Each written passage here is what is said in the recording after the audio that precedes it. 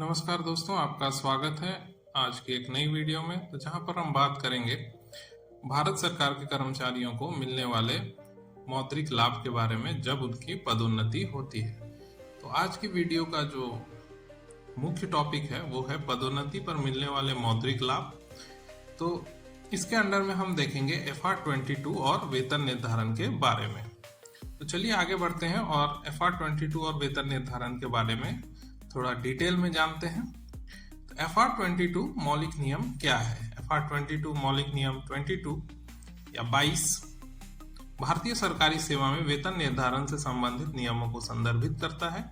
जब किसी कर्मचारी को पदोन्नति मिलती है, अधिक या कम जिम्मेदारियों वाले पद पर स्थानांतरित किया जाता है या वह स्वेच्छा से पदोन्नत होता है, यह वेतन निर्धारण के लिए विकल्प प्रदान करता है, जिसमें अक्सर पुराने पद के वेतन पर वेतन वृद्धि की गणना करके नए पद का प्रारंभिक वेतन निर्धारित किया जाता है, जिससे निष्पक्षता और उचित वित्तीय प्रगति सुनिश्चित होती है। यह विशिष्ट प्रक्रियाओं जैसे पदोन्नति के लिए FR22(1) का A1 और निचले पदों के लिए FR22(1)A का 2 को रेखांकित करता है और कर्मचारियों को विकल्प देता है, जैसे कि वेतन का तत्काल निर्धारण करना या बेहतर निर्धारण के लिए पुराने पद में अगली वेतन वृद्धि की तिथि तक प्रतीक्षा करना।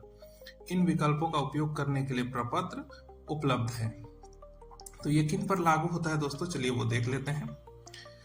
तो ये सरकारी कर्मचारियों पर लागू होता है।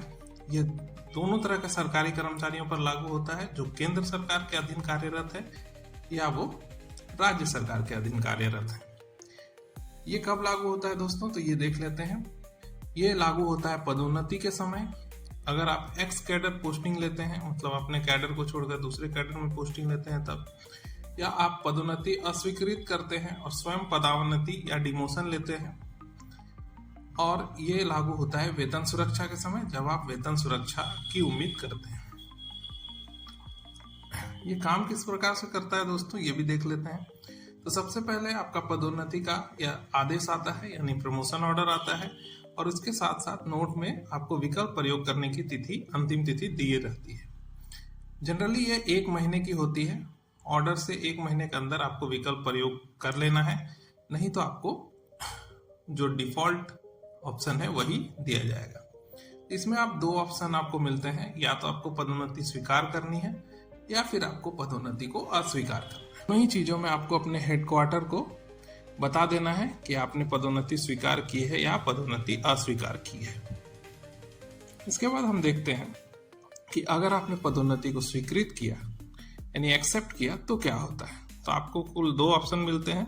तो पहला ऑप्शन जो होता है उसमें आपको कोई विकल्प नहीं दिया जाता है, और अगर आपने कोई विकल्प नहीं भरा तो तत्काल जिस दिन आपने वो पदोन्नति ग्रहण की है उसी दिन से आपका वेतन निर्धारण कर दिया जाता है। लेकिन अगर आपको लगता है कि विकल्प के साथ आपका वेतन निर्धारण अच्छी तरीके से होगा, तो आप एक विकल्प देते हैं, जिसके लिए आपके पास मात्र 1 महीने का समय होता है। इसके अंदर ही आपको अपने कार्यालय में आपका विकल्प जमा कर देना है। अगर आप विकल्प देते हैं तो अगली वेतन वृद्धि की तिथि पर आपका वेतन निर्धारण किया जाता है। अगर आपने दूसरी प्रक्रिया का पालन करते हुए अपना पदोन्नति आदेश जो है उसको अस्वीकृत कर दिया, तब आपका जो प्रमोशन ऑर्डर है उसको डिक्लाइन मानते हुए आपका वेतन निर्धारण उसी आधार पर किया जाता है, और उसमें ख्याल रखा जाता है कि आपको पूरी तरह से वेतन सुरक्षा मिले। उम्मीद करता हूं दोस्तों कि आपको ये वीडियो पसंद आई होगी।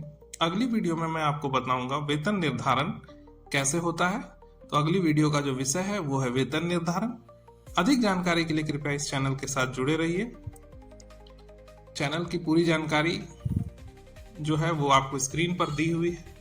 आप फेसबुक में मेरे चैनल के साथ जुड़ सकते हैं, इंस्टाग्राम में मेरे चैनल को फॉलो कर सकते हैं, ट्विटर, टेलीग्राम सब में ये चैनल अवेलेबल है। आप मुझसे कनेक्ट कर सकते हैं। कोई भी सवाल पूछने के लिए आप टेलीग्राम का इस्तेमाल कर सकते हैं। वीडियो को यहाँ तक देखने के लिए आपका बहुत बहुत धन्यवाद।